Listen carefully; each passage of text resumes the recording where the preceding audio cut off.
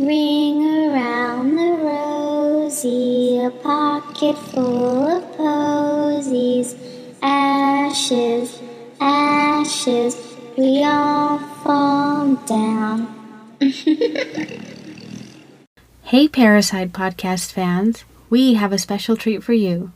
As you know, this is our off week, but we thought we'd share a bonus article with you from November 24th, 1861. This is the murder of Nancy Keenan by her son, Edward Keenan, as reported by the Hamilton Times. November 16th, 1861. We have just received the following particulars of a fearful tragedy in Milton from our Milton correspondent under yesterday's date. One of the most dreadful murders that ever took place in this part of the country occurred in the town of Milton on the 14th, which resulted in a young man killing his mother. The deed was perpetrated at the residence of Mr. James Keenan, a miserable hovel situated at the southeast corner of the town. The family in which the scene took place consisted of the old man, his wife, and two sons, Edward and James. Edward is the one charged with committing so horrible a crime, and from his past conduct and the general character that he bore, seemed the most capable of transacting such a deed, for a more unscrupulous, worthless, and drunken vagabond perhaps does not exist in the country. According to the old man's account, he and his younger son James were working at some distance in the country, and left the older son, Edward, at home with his mother.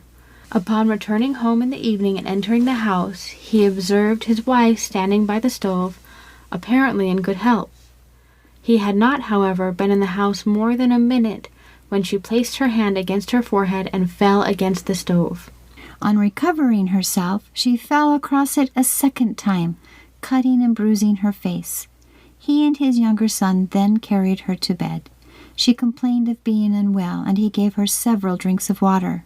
He did not think her dangerous until daylight the next morning, when she told him she felt like dying. He then went for a physician, but just returned with one in time to see her breathe her last.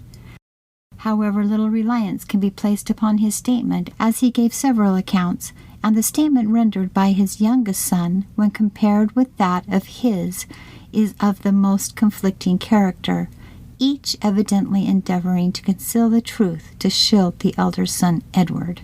During the day, when the old man and younger son were absent, several of the neighbors heard the elder son, Edward, and his mother quarreling and fighting in a boisterous manner. Thinking it was only a drunken brawl among the family, which was by no means of rare occurrence, little attention was paid to the affair, until the next day, when her death was reported and foul play suspected.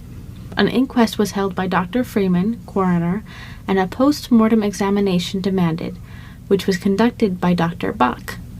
Upon examining the body, it was found beaten, bruised, and cut in a horrible manner.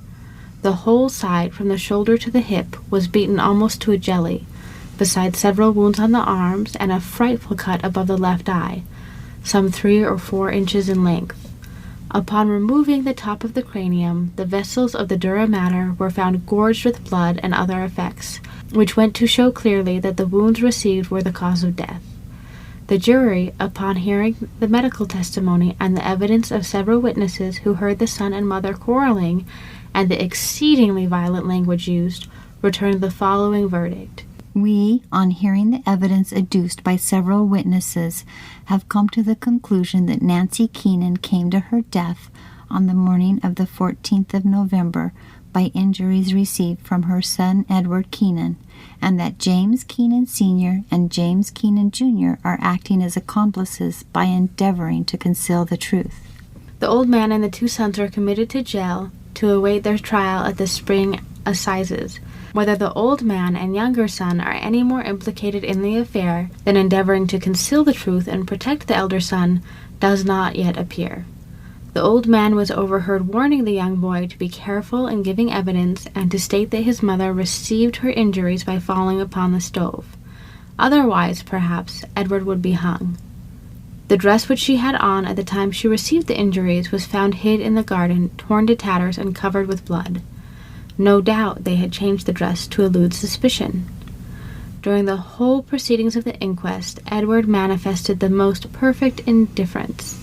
Even when on his road to jail, he commenced whistling and singing a slow tune, as entirely regardless of the consequences as a wild beast from the forest. Since the writing above, I hear that the young boy has stated that his brother Edward was the cause of his mother's death, and that he had beaten her almost to death when he and his father returned home. Okay, that's it. We hope you enjoyed it. See you next week. Bye. Ashes, ashes, we all fall down.